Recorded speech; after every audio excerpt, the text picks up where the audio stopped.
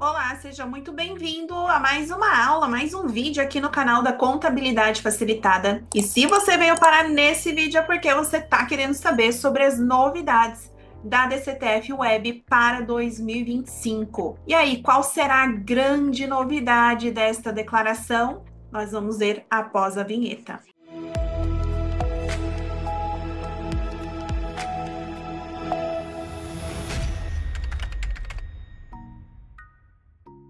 Bom, você já sabe que houve alteração na DCTF Web, que a DCTF tradicional vai ser extinta.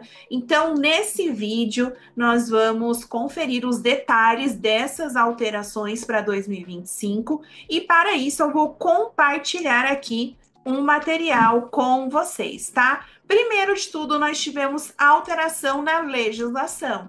Tivemos a revogação da Instrução Normativa 2005 de 2021, que tratava da DCTF tradicional e da DCTF Web, e tivemos então a publicação da Instrução Normativa 2237 de 2024, onde ela revoga a instrução normativa anterior na sua totalidade e a atual instrução normativa vigente, né? Ela dispõe apenas sobre a DCTF Web. Por isso, nós teremos a extinção da DCTF tradicional, aquela que você instala no computador e faz a confissão dos débitos, tá? Mas essa alteração, essa extinção é para 2025, tá? Para fatos geradores ocorridos a partir de 2025, então aqueles tributos apurados na competência janeiro, que serão declarados até fevereiro, já vão constar na DCTF Web, tá? E os ocorridos até 31/12 de 2024, mas que devam ser declarados a partir de janeiro de 2025. Exemplo: débitos da competência dezembro que vão ser declarados até o prazo estabelecido em janeiro.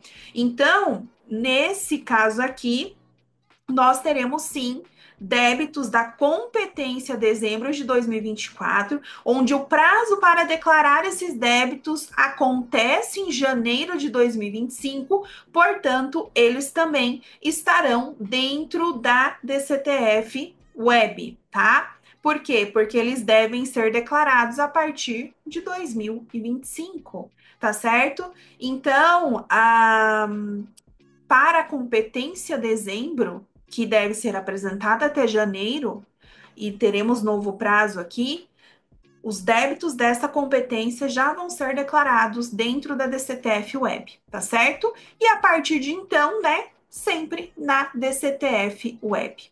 O prazo foi postergado, né? Então, hoje nós temos o prazo de envio da DCTF Web até o dia 15 do mês seguinte à ocorrência dos fatos geradores. Com a instrução normativa 2237, nós tivemos uma prorrogação para o dia 25 do mês seguinte. Então, competência dezembro será apresentada até o dia 25 de janeiro, tá? Se o dia 25 cair em dia não útil, feriado, final de semana, se posterga para o primeiro dia útil seguinte, tá? Então, Luana, o que a gente vai fazer com o IRPJ que vence no final do mês? Nesse caso, você vai ter que gerar uma guia através do Cicalc Web, fazer o recolhimento, e no momento que você for apresentar a DCTF Web, você não vai ter este débito ainda, né, pago, mas você já tem que ter pelo menos apurado, tá? Então, isso significa dizer que você vai antecipar um pouquinho a apuração do IRPJ. Se você e da CSLL, se você deixava mais para o final do mês, vai ter que antecipar um pouquinho. Não é muita coisa, tá? Então, a gente tem o lucro real, trimestral e anual, tá? Trimestre, né? Você declara cada fechamento de trimestre, e o lucro presumido, que também é trimestral, tá? Então, você tem ali o encerramento do primeiro trimestre, envia a DCTF Web até o dia 25 do mês seguinte ao encerramento desse trimestre. Então, se por acaso a empresa faz recolhimentos antecipados, esses recolhimentos antecipados vão ser declarados nessa DCTF Web para que não gere um débito em duplicidade, tá? Então, só tenha cuidado com esse controle, ok? Então, se por acaso você precisar fazer algum recolhimento antes do prazo do envio da DCTF Web, você vai fazer através do Sicalc Web e depois você vai declarar este pagamento, vai vincular este pagamento dentro da DCTF Web, tá certo?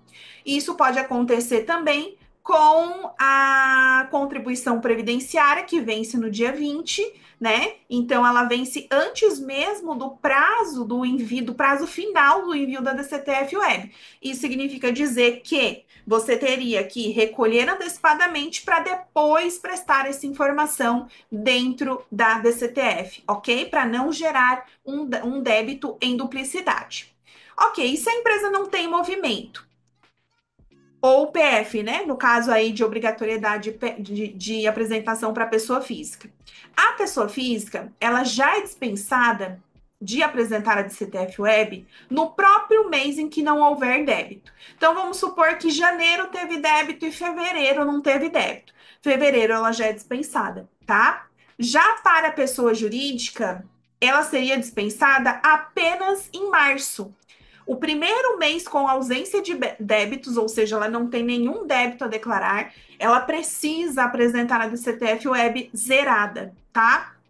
Então, no mesmo exemplo, janeiro com débito, fevereiro sem débito. Fevereiro precisa ser apresentado e a dispensa ocorre a partir de março. Enquanto ela ficar sem débitos, tá? Ela não precisa apresentar, ela só vai voltar a apresentar a partir do mês em que tiver débito. Voltou a ter débito? Apresenta. Ah, no mês seguinte não teve de novo. Apresenta, porque é o primeiro mês sem débitos. Depois, observa, né, se ela vai continuar sem débitos. Se ela continuar sem débitos, não precisa apresentar. E retorna a apresentação apenas quando houver débitos, tá certo? Então, só para reforçar aqui, a DCTF Web, ela é uma declaração receptiva.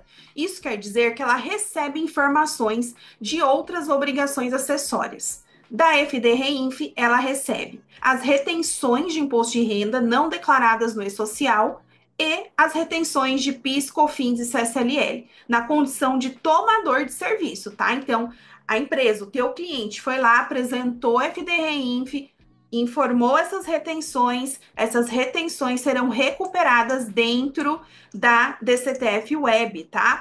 E aí aqui eu trouxe, né, os serviços que sofrem retenção de imposto de renda, tá? Exceto, né, se o prestador for do Simples Nacional. Se o prestador for do Simples, ele não sofre retenção, tá certo? E pagamentos à pessoa física aqui, que também sofrem retenção de imposto de renda e que devem ser declarados na REINF. Eu trouxe alguns exemplos aqui. E os serviços, né, que sofrem retenção de PIS, COFINS e CSLL, tá? Estão aqui para vocês consultarem aí também. Além disso, a DCTF Web recupera os débitos do E-Social, tá? Então, lá no E-Social é declarado contribuição previdenciária, contribuição a terceiros, INSS retido, IRRF folha, de Prolabore, autônomos, FGTS, CPRB para as empresas que fazem a opção pela CPRB, PIS sobre folha de salários. Então, todos esses débitos que são declarados lá no E-Social, depois são transportados automaticamente para a DCTF Web. A grande novidade, até aqui não tem novidade nenhuma, isso já acontece, tá? A DCTF Web recupera os débitos informados na REINF e no E-Social.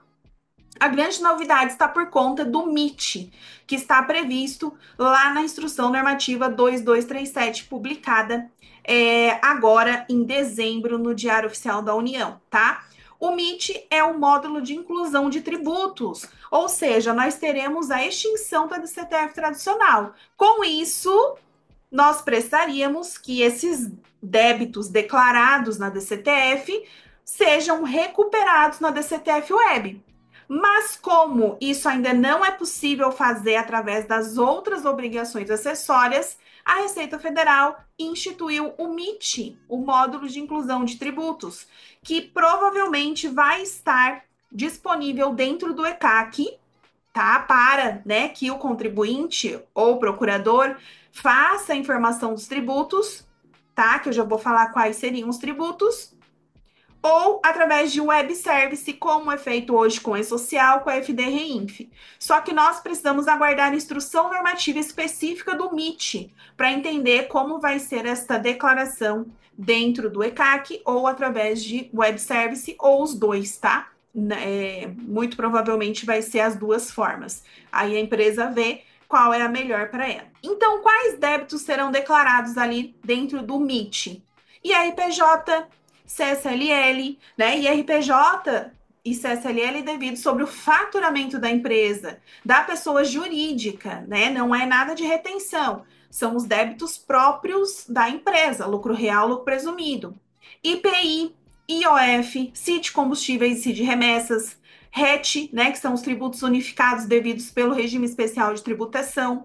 Então, todos os tributos que são hoje declarados dentro da DCTF e PGD, né? E eu estou gravando esse vídeo agora em dezembro de 2024, serão declarados na DCTF Web, tá? Através do MIT. Lembrando que você não consegue incluir nenhum débito dentro da DCTF Web. Por isso que foi instituído o MIT. Porque, através do MIT, a Receita Federal, a DCTF, vai recuperar esses débitos informados dentro desse novo módulo de inclusão de tributos. Na verdade, trocou 6 por meia dúzia, né? O fato é que agora vai estar tudo centralizado dentro da DCTF Web. Mas, de certa forma, o contribuinte ainda precisará informar esses débitos para a Receita Federal através do módulo de inclusão de tributos, tá?